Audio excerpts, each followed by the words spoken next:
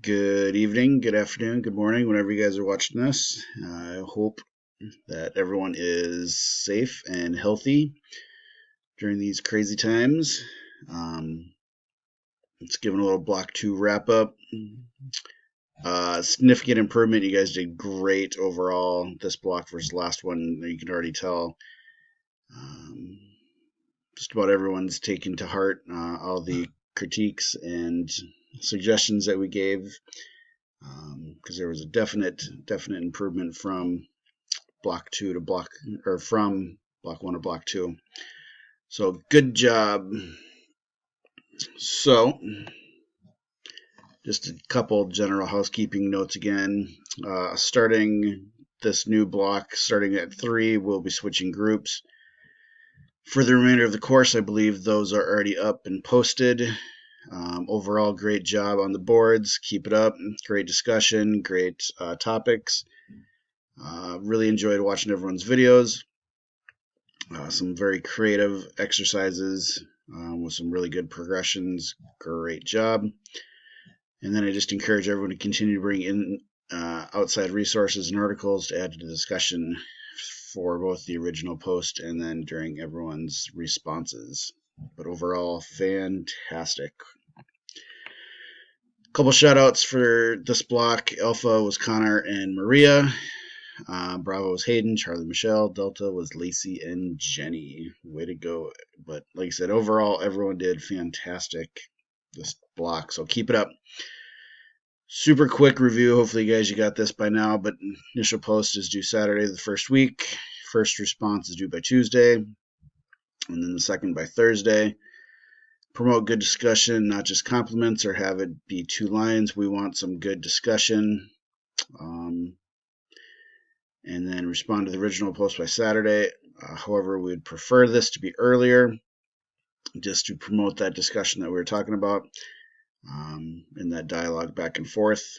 Quiz is due by Saturday at midnight. And then post should have an article reference cited in the full text. This is where a lot of people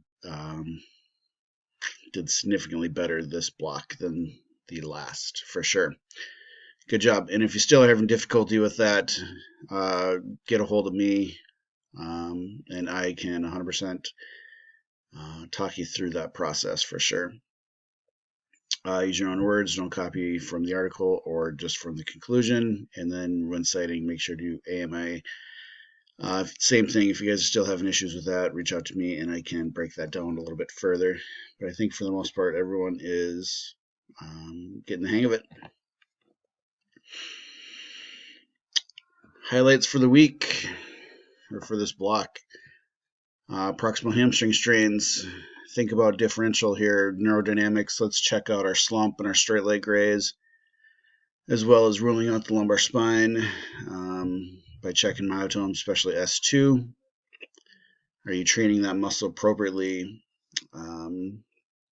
How long are you holding, or how long are the holds? How many reps, how many sets you're performing? Are you doing isometric versus concentric versus eccentric, and why? Refer back to the GOOM article for specifics. Hip OA. This one you're going to want to look at Handu. Use of manual techniques and exercises, especially as a complement to the HEP. Clinical reasoning to help with the guide intervention. Making sure that we're not using imaging, and we are relying on our clinical findings, what we're finding within our subjective and objective exam, which I think for the most part everyone's kind of getting a pretty good grasp of as well. And then for FAI, the diagnosis, prognosis. Big thing with this, we're looking for people who have that deep groin or buttock pain, clicking, locking, catching. Register et al. Discovered that 73% of asymptomatic hips had an abnormality with MRIs, and 69% of them said that there was a labral tear, even though they were asymptomatic. So that's pretty crazy. And especially for FAI, most people are going to use FADIR or FADIR as their test of choice. Riemann et al. Found that clinical tests have decent sensitivity, so a snout, so they're using that to rule out, but poor specificity. So you can use that to say, yeah, the chance of them having one is pretty good if it's negative. However, if they have a provocative test and pain with that, doesn't necessarily mean a whole lot of anything. So we want to rely on our subjective information and then our objective restrictions. You want to find your you want to find your objective asterisk off of your subjective asterisk, or what their limitations are.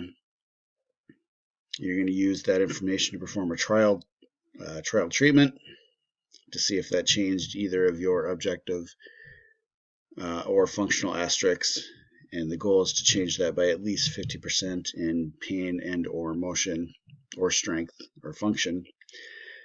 And if it did, good job, you've completed the task for that day. And if not, you got to go on to a different trial treatment and try a different technique. But if it did decrease and change motion strength, pain by 50%, then just reinforce that with a home exercise program. So hopefully that makes sense, but we'll keep talking about that as we go. That's kind of the plan, is listen to what the restrictions are, find out if you can confirm that on your objective or functional testing. Try a technique. If it improves it by 50%, you've found your spot. So whether that is, so that's where we're using more clinical findings versus diagnosis findings, which is more important. And then once you've made that improvement, then reinforce that with some sort of exercise to perform at home. Moving on, next block, we're moving on to the knee. But other than that, contact me with any questions. Everyone's doing great. Make sure to check out your new groups, your new TAs. But otherwise, everyone's doing fantastic. That's all I got. Great job, everybody. Thanks.